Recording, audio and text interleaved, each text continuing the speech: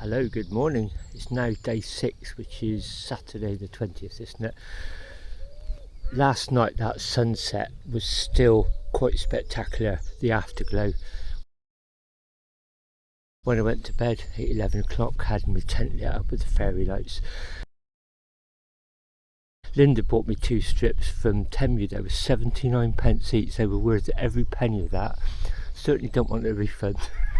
That was just amazing. There's hens and ducks and geese everywhere.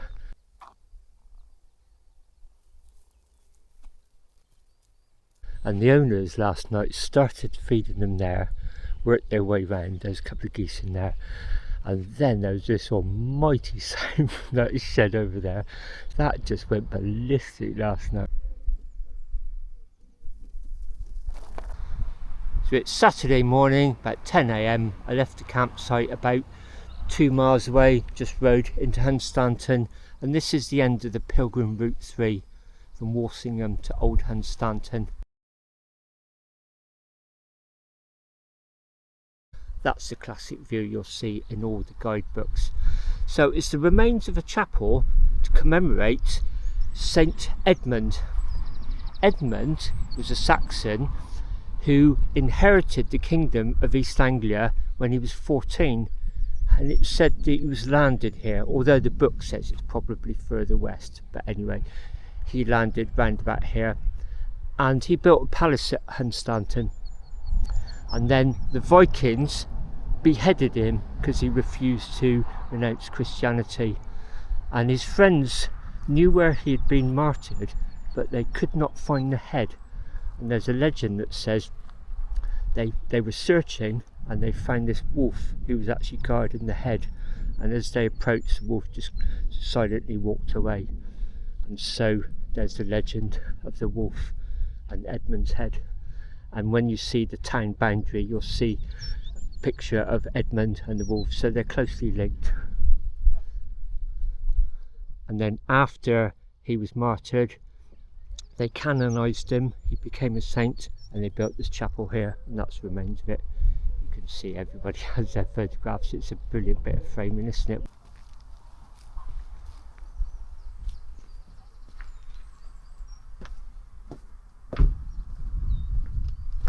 This is the 3rd Pilgrim Trail I've completed from Walsingham to Old Hunstanton. What I'm going to do is I'm going to cut across country and intersect that pilgrim route. In fact, there's 2 pilgrim routes. Can you see there's a blue line and a green line? They split and go different ways to Walsingham. So that's what I'm doing. Today I'm just going to pretty much head from Old Hunstanton inland, just taking it easy. I've spotted a campsite there that looks really nice. So nice, relaxing, easy day today.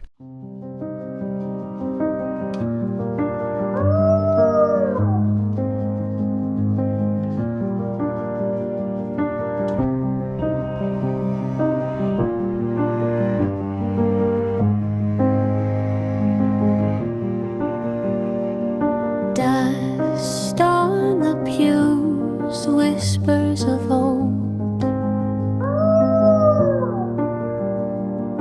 Ghosts in the walls, their stories untold. Broken hymns linger in the air. Echoes of the bell still hanging there. Bring it back, bring it home, where laughter danced and children roamed. A chapel's heart beats once more alive. A spark, a flame, a place to thrive.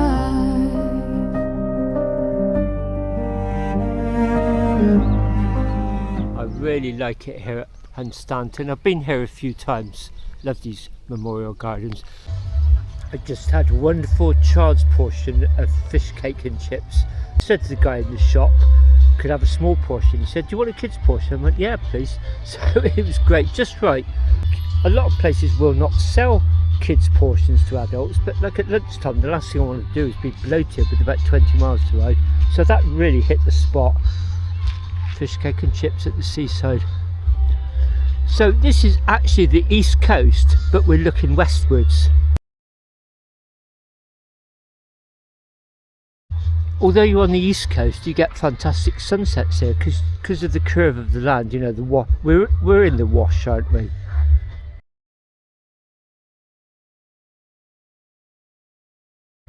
And you can see the strip of land going all along there.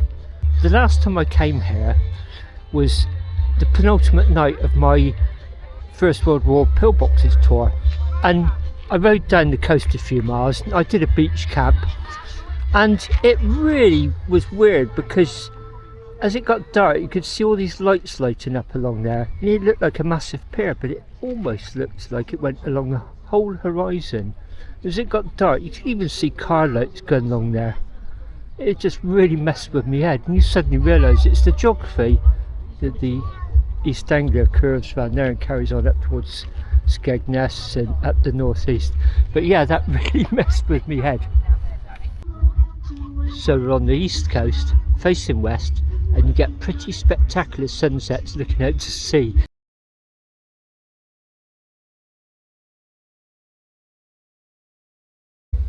Well, reluctantly it's time to leave. It's amazing to think that's the east coast heading up towards Scotland there. Yeah, we're on the east coast here facing west. It's hard to get your head round. You can tell there's a party festival going on today. The lady at the campsite told me last night there was. She also said temperatures getting up to 30 degrees C today. There's more cloud cover. Yesterday was really intense. It's not as intense as yesterday, even if it is possibly hotter. There's a lovely breeze here as well, being by the sea. Anyway, time to get going that way.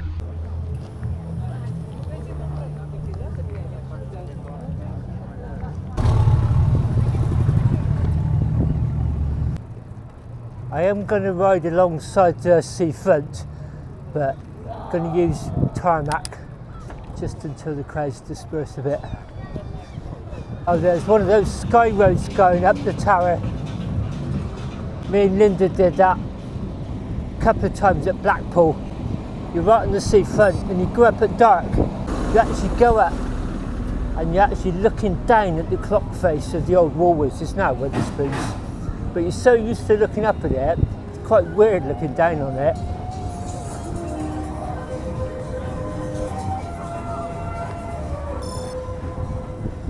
Once we get past this caravan park, should be able to get down onto the sea wall. In fact, there might be a turning here.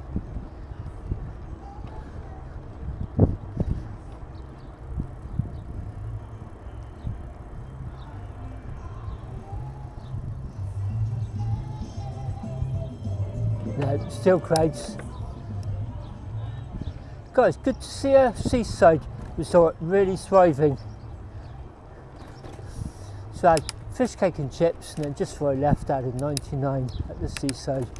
What more can you want?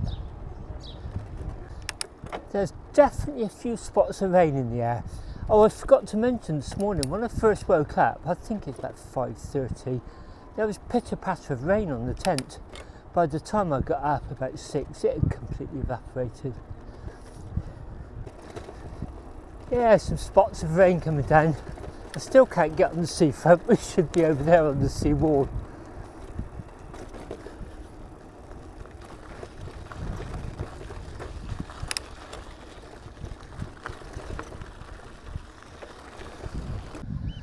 But I did have to keep my eyes out for a little gap coming through.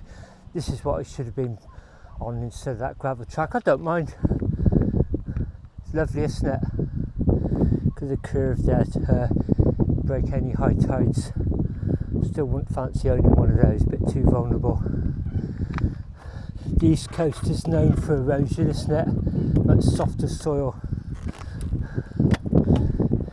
That was amazing seeing all the layering back at Hunstanton. It's like a geology class study, isn't it?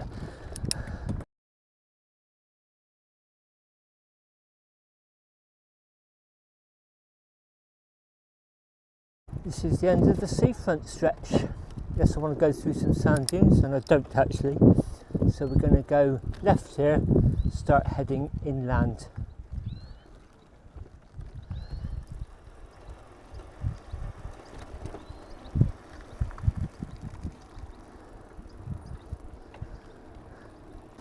I've always found something nice about this, just seaside resorts, as you start heading inland a little bit. Always got a certain feel to them. Pleasant. Childhood memories maybe, I don't know. Oh wow, look at that. Mother duck and the chicks just walking across the road, that's so cute. I just found a Nisa shop. That hit the spot the other day when I had those cravings for hummus, raspberries and baguettes, and I just went along thinking I won't be that hungry tonight having had fish cake and chips. I really fancied some spaghetti hoops and some beer tonight.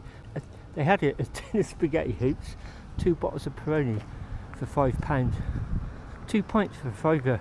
That's Wetherspoon's prices, isn't it? So Nisa, I'm getting to really like you. That's a nice view, isn't it?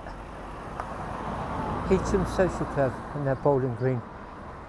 There's a lovely bowling green on the cliffs of Hunstanton, just before the Remembrance Park, where I had my fish and chips. Little bit of rough stuff off-road. I checked the route before I left Hunstanton. This is just joining 2 minor roads together, avoiding a section of A road. Oh, this is quite nice actually. Quite easy to ride, flat. I'm really enjoying this. Back there was a track crossing at 90 degrees like a crossroads, and this car came along. We both slowed down, I waved them on. She smiled and waved at me. I mean, the chances of that happening. Gosh, all those, there's a pig farm over there. See all the metal shelters and sties. Some silos coming out the house there. I can hear the main road over there we're avoiding. I think we're about to intersect our little minor road along here. Oh, just look at this, lovely. Homing in on my campsite.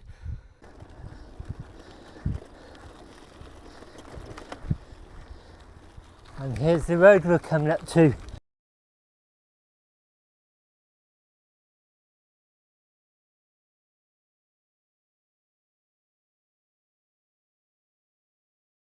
Here's my accommodation for tonight, cage and pound.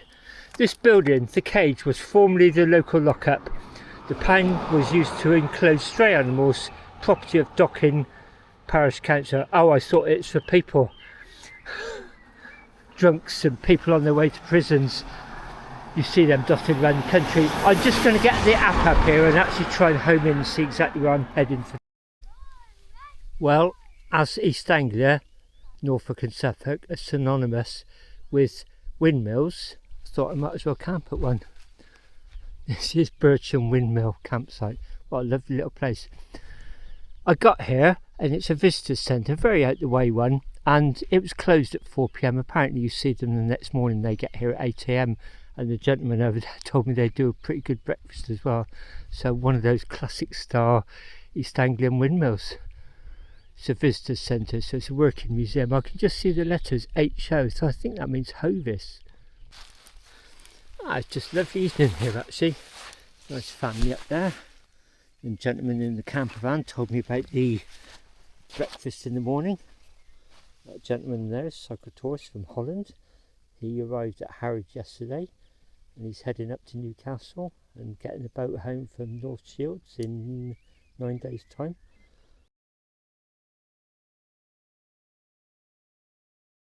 That windmill is just so iconic. It's like the chitty chitty bang bang windmill. I was just thinking actually, when I went to get my fish and chips at lunchtime, I thought, blimey, you've still got to ride 15 or 20 miles. You better not podge out too much. So I said to him, can I have a small fish cake and chips? He said, do you want a children's portion? I went, yeah, can I? And he said, yeah, because not everybody will sell you children's portions. So then when I come out, I thought, well, I won't want much tonight. and I just suddenly fancied spaghetti rings, and it occurred to me, day at the seaside, child again, children's fish cake and chips portion, 99 ice cream, and spaghetti rings. Oh, and some Peroni beers.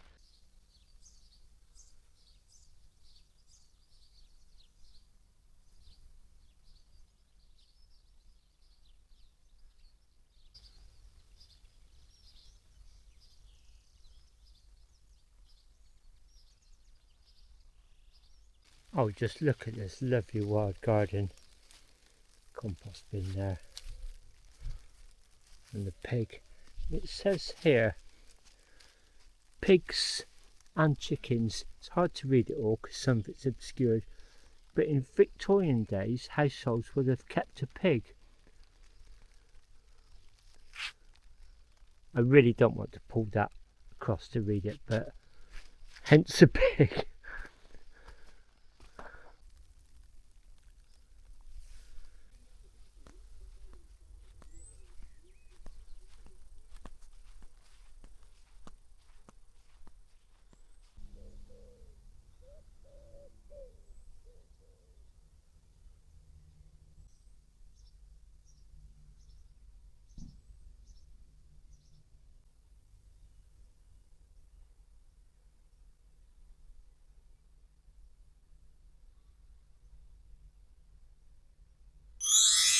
Well, it's 9:30 p.m. on a Saturday night. This is day 6 of my East Anglia Pilgrim Trail cycle tour. I've actually come to love Norfolk and Suffolk, I really have. Some of the things I love most are the flatlands and just the huge sky you can see, and the amazing sunsets the last few nights, and also the iconic churches, the flint and stone churches, and so many of them in this county have round towers. But the other iconic buildings you see so often are the traditional windmills, so I thought I might as well come and camp at one. Just look at that. This is Pilgrim Windmill, and it's got an adjoining campsite. It's a semi-working mill, and it's also an educational centre and a recreation area. So let me just tell you a bit about it. Pilgrim Mill was originally restored to its former glory in the late 1980s by Roger and Gina Wagg. The mill is now run by Roger and Gina's daughter Ellie. This is just such a wonderful place, and it's just left like this at night. I turned up like most of the people staying here tonight, and we just pay tomorrow when they turn up to open the cafe. And by all accounts they do a really good breakfast here as well. Look at the amazing sky. The last couple of nights have given us fantastic sunsets. We've got shepherd's huts here if you want to hire them. Caravans, tents, camper vans. There's me and another cycle tourist actually, Dutch guy. He's just been down the pub to watch Holland beat Sweden in the World Cup. He's cycling from Harwich up to Newcastle and then getting the boat home from North Shields. He's going via the Pennines as well, so it's quite hard. Nice guy though. There's so many animals here. They encourage you to get up close and feed them as well. Again, I just found this through the campsite finder app. What a brilliant chance camping night. This trip's just getting better and better and better. So I'm just going to sit here with my second bottle of beer and enjoy that amazing sunset. Last night I was still filming it at 11:15 at night. Got these 2 shepherd's huts that you can hire. Wow, look at that blood red sky and the windmill. You just expect Lionel Jeffries or Dick Van Dyke to wander by. Those of you of a certain age will know what I'm talking about.